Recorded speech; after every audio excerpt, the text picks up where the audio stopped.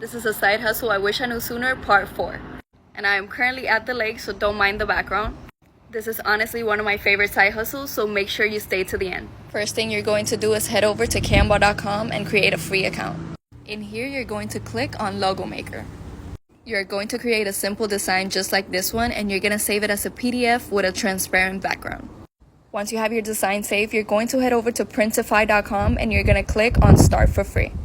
In here, you can choose from all the templates they have where you want to put your design.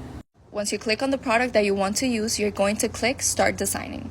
Now you can simply drag your design onto your product.